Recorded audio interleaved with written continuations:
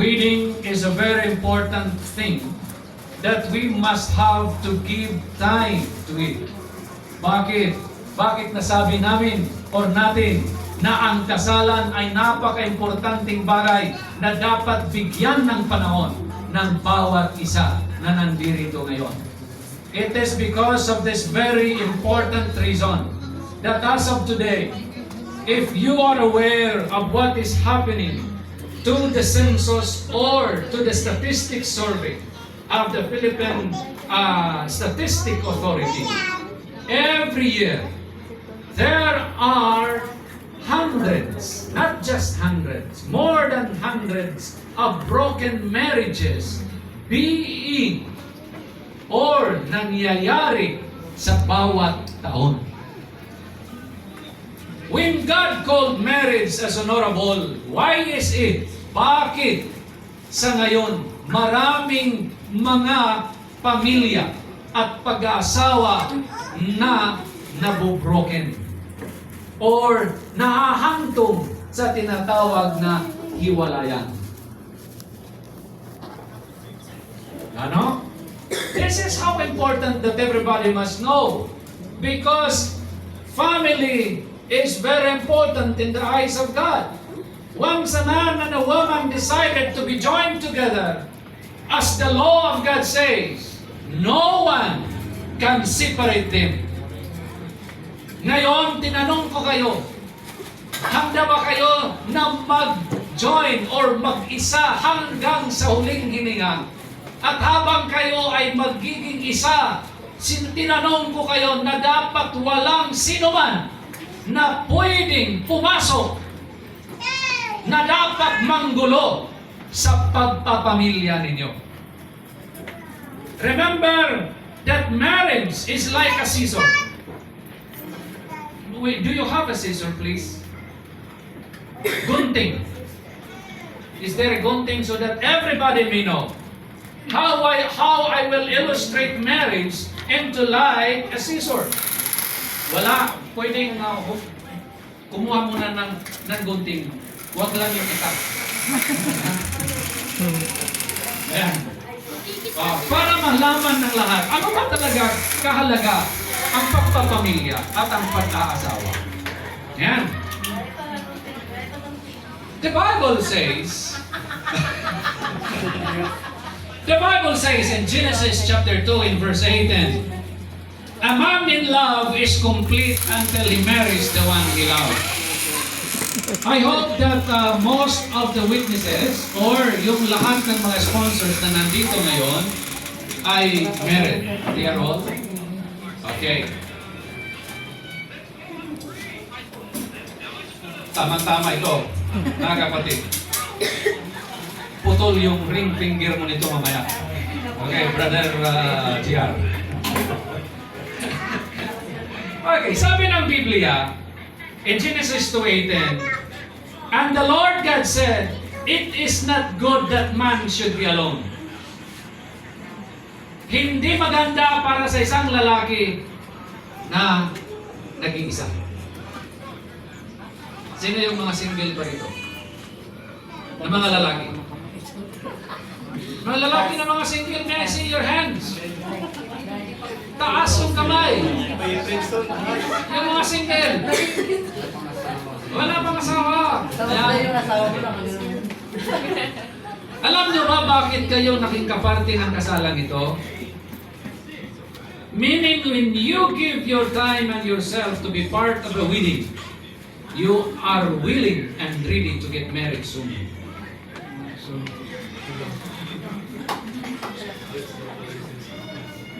Ayan. It is very clear that He Himself, God, has considered the need of a man during the time of creation. And He said, I will make him an helpmeet for him. Sabi ng Diyos, gagawa ko o gagawan ko siya ng ano ang gagawin ng Diyos para sa lalaki? Katulong, kasama, o ano, katuwang. Sige, Sumagot kayo. Kasi karamihan sa atin, ang nangyayari, first, and one of the reason why there is no good communication inside the household, why there is no good relationship inside the household, because naman, ang lalaki, hindi alam ang responsibilidad niya para sa kanyang asawa. At ang asawa naman, hindi niya alam ang responsibilidad niya para sa kanyang asawang lalaki. The Bible says it's very clear, I will make him an helpmate for him.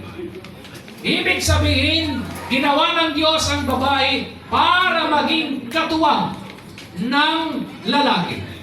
Hindi para maging alila ng lalaki. Lahat ng mga babae na may asawa, will you please raise your hands? Okay, may mga asawa na. Ayan. Tandaan nyo ginawa kayo ng Diyos para maging katuwang ng inyong mga husband. Hindi para maging alila. Because there is a difference sa Wari-Wari o Bisaya. There is a difference between kabulig and kabulig. Para sa mga waray, I know you will understand this. Pag sinabi natin sa waray na kabulig, meaning, you are a part of the decision making. Kabulig. But when you say kabulig, meaning, kasambahay, utusan, halila sa loob ng bahay. We must know the difference between a helpmate and a slave. A wife is a helpmate. When you are a helpmate, you must be a part of the decision making of the family. Decision making must not be only to the husband. Bakit? Hindi lahat ng desisyon ng lalaki ay tama. Bakit yung mga babae hindi nag-agree? Pabor sa inyo yan Di ba? Pabor sa inyo yan. Hindi na natigil. Hindi lahat ng desisyon ng mga lalaki o ng husband ay tama. Oo. Hindi yung mga babae. Oo, palaban yun. Tama! Dapat. Pero alalahanin ninyo mga babae, nasa panahon ang lalaki ay magdidesisyon. Huwag ninyong babara-barahin. O mga lalaki, Hindi pwede. Hindi pwede. Kami batas. huwag niyong babara-barahin, mga babae. Hindi po. Batas kami. Batas. Pagkos, kung may desisyon ang lalaki sa loob ng bahay, ito po ay bigyan ng panahon na mapag-usapan. Hindi kaagad-agad ipapatupad kung walang consultation sa helpmate. Yan. Sa ano?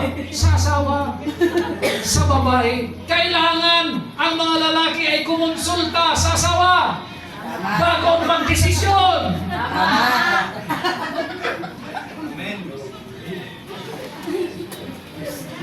Para tayo dalawa. Amen, mga lalaki. Consultation is very important. That's why, even the government itself, the offices of the government, there is the so-called consultation meeting. Not all decision-making should be imposed right away. There must be a consultation whether itong decision na ito, itong planong ito, ay okay ba o hindi. Same as true with the family. We must be true to each one of us. Hindi po pwede na kagad-agad na magdidesisyon ng lalaki ay kagad-agad na i-implementar without consulting the wife. And you will, lalaki, lalabag ka sa batas ng Diyos na mayroon siyang ginawa na help me, katulong mo sa pagdidesisyon. Amen?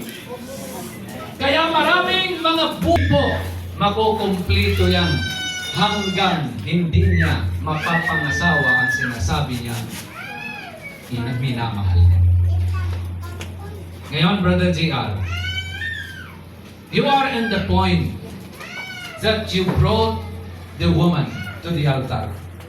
Meaning, today, ngayong araw na ito, ay binuhos mo na ang buo mong pag-ibig ng walang reservasyon.